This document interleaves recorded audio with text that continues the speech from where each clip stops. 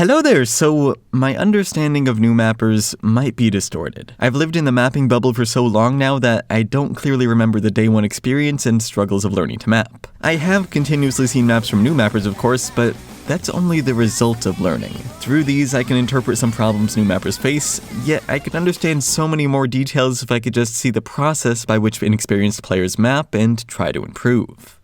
So, that's what I did. I sat beside 3 different people, each with vastly different levels of OSU experience, as they attempted mapping. This allowed me to closely watch what they were doing, ask questions about what they found challenging, provide help and feedback on their maps, and see how they interpreted that feedback through their actions, all in real time. When I think of a new mapper, I imagine someone who's played OSU for a while then took up mapping afterwards. That's what I went through. However, that might not be everyone's situation. I again want to emphasize that I watched 3 different people with vastly different levels of experience, the first of which was my sister. She's practically a clean slate. She played music before but has next to no experience with video games, let alone OSU, so I was able to see how someone without major influences would react to the different layers of map design.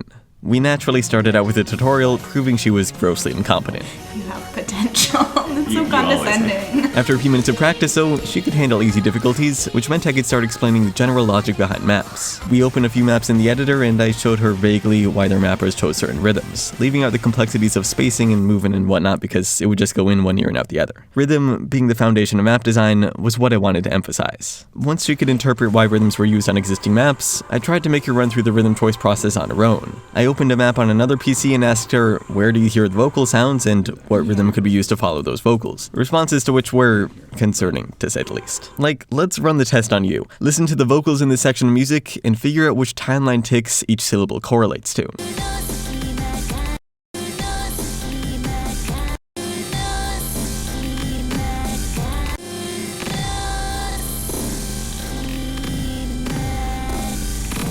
Your answer should look something like this. If it is, great. If it's not, you suck, but you're still probably better off than my sister. Even after listening to it more than 10 times at different playback speeds, she couldn't tell where the vocals were at all. I'm looking for the vocals. Yes, in this measure. I think this would be easier if you spoke Japanese. Can you play it again? Okay, I hear it. You hear it? Yeah. Where are they? I want to say it's like the blue ones. I'm just kidding. You have potential. I thought mapping was going to be the hard part, but it seemed that listening is a challenge in its own right, and after some reflection, I suppose that makes sense. Mappers always say mapping changes the way you listen to music forever, and it's true. For years now, I've been trained to listen to songs as a bunch of separate instruments performing their own rhythms on a timeline in my head, and if someone isn't thinking along those lines, they could easily struggle with figuring out where the vocal sounds are here. I did know this was a problem to some degree, but I didn't know it would affect new mappers as much as it actually does. Regardless, we had some more practice with that and finally moved on to the actual mapping process next. I showed her the basics of the editor, like how to move in the timeline and what all the important buttons were, then let her choose a song for her own shot at mapping. As expected by this point, she couldn't do anything. Like when giving her free reign over rhythm choice, she couldn't mentally keep track of all the sounds. I therefore showed her how to use bookmarks as placeholders to visualize a melody, which she unexpectedly found to be one of the most useful tools. There's a 3 thing there. What? A little faster here.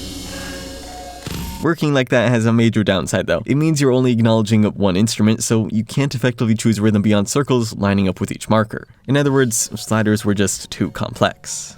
Incapable of considering more than one thing at a time is the best way to describe how she was mapping. I tried teaching her about spacing and time-distance equality next, but there was no way she could consider it while concentrating on rhythm. She also had no idea how objects were anything but randomly placed. I told her to just try arranging objects in visual patterns, then showed a few examples, but without the context of previously played maps to pull from, that advice was near useless. A lot of what I tried explaining didn't work out in this way. All my mapping instruction rides on the expectation that a mapper knows how to play OSU, so I felt incapable of handling this scenario. Final result, after an hour and a half, my sister retained practically no mapping information. Not that I'd expect anyone to be capable at that point. People need time for this stuff to sink in, time for things to become a bit more intuitive so other things can be focused on instead. Still though, certain people are more adaptable than others. The second person I observed was a major step up in ability, despite also having next to no experience. No experience with standard OSU, that is. CraftyMan64 is an alright Mania player from what I can tell, and that meant he had a bit more skill when it came to relating maps to music. I asked him to explain parts of a Mania map before starting to give me an idea of what he already knew. See that, whatever it's called, the noodle thingy? Do you know why that's placed there? Ooh, yeah. So like you could tell why that was there, right? Yes. Can you like tell why this guy's doing certain patterns here? Well, the like specific patterns are kind of arbitrary, but it's supposed to represent like scales or arpeggios because that's what the guitar is playing. So it looks very sequenced. And then he'll probably put doubles when there's like a chord or more important notes being played.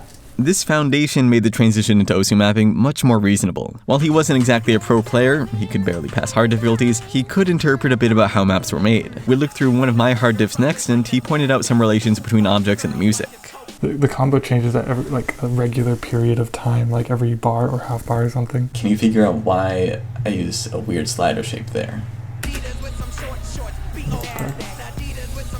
I like marked a change in a section of the song. Good. Sounds like a silly question, but it's like people don't get that. Some of his answers were kind of confusing to me. Maybe it was a mania influence, but he seemed to have some theories behind object placements that I'd never even thought about. His responses made me realize that a lot of the basic mapping meta promoted in my map wasn't easy to explain. Like, rhythm variety, for example, is nonsense from an outsider's perspective, and even if I've got a video on it, it's hard to describe without sounding like I'm just making stuff up. Anyway, he chose a song he was familiar with and started mapping something of equal difficulty on his own next. This was to get a picture of his raw mapping ability, so I skipped out on describing the logic behind mapping. I only walked him through how to place objects and what distance snap was for, then he experimented with slider construction and finally mapped 4 measures of the song. While he was doing that, I mapped the same 4 measures on my own so I could better explain any mistakes he made, though it wasn't even necessary.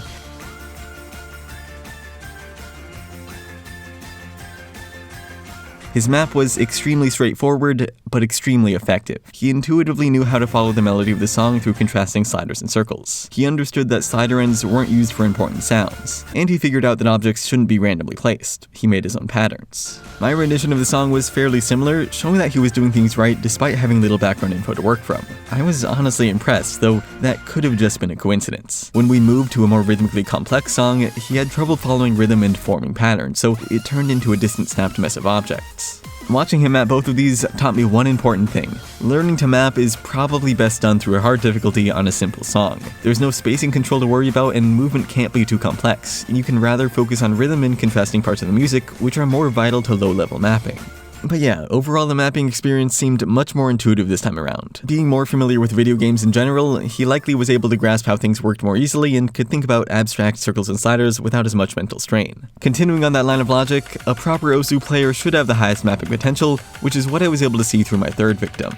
Unlike those who we've seen so far, Ringating has made maps before. 5-second long maps that don't have much thought put into them. Still maps. He's able to function in the editor, he knows a couple shortcuts, and he's seen some of my videos. That sums up his mapping ability. Because he's relatively more advanced, I made him map an insane diff for a song with dynamic intensity and contradicting musical instruments. So like a song with build-ups, plus vocals and drums that don't emphasize the same beats. I wanted to see if his knowledge as a player let him understand the logic behind conventional map creation. CS4, approach rate 9, HP negligible, overall difficulty negligible. It just shows me what you know, though. Well, I have no idea what those should be. I think I've seen OD8 before. I've seen it on like one map. I'm like, this feels weird. And I looked at it, I'm like, I don't know if that matters, but there's an 8. OD8 is like what most maps use, the average map. And I guess I was hoping for too much. At least he knew how to listen to the song effectively. He recognized the build-up and knew he should map it as such, but didn't know how, so he just copied and pasted the same slider. I don't know how to build up. Don't do that in my maps either. Like my sister, he slowly parsed the song while placing bookmarks to visualize important sounds, and in the same way chose rhythm of mostly circles because of it. Due to the song itself, this was pretty unfortunate.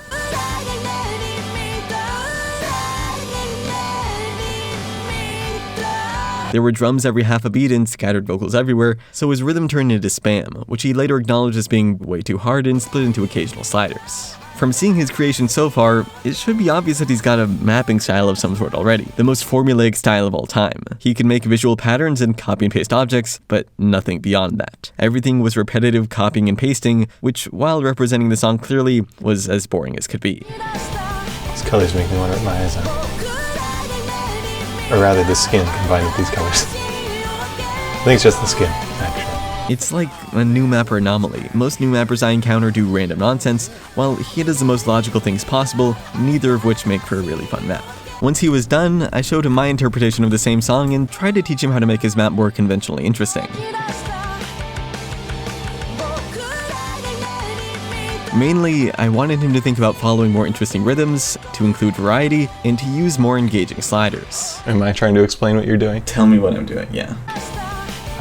Build up, and it's repeating the pattern because the sounds are kind of repeating. You got, generally, yes. You got the rhythm, Is there more specific stuff that I should be noticing? sliders, slider velocity. Did you notice it, or is it? Yeah, I did notice that at some point, but I kind of just forgot because I'm like, slider velocity. What about spacing? Are you noticing the spacing? Oh, significantly bigger. I didn't notice it was that significant at first. I think it's even more significant later. Yeah, that makes sense. And do you notice anything about movement? It's supposed to go like this. Yeah, okay. Good. Continue. And then circle into...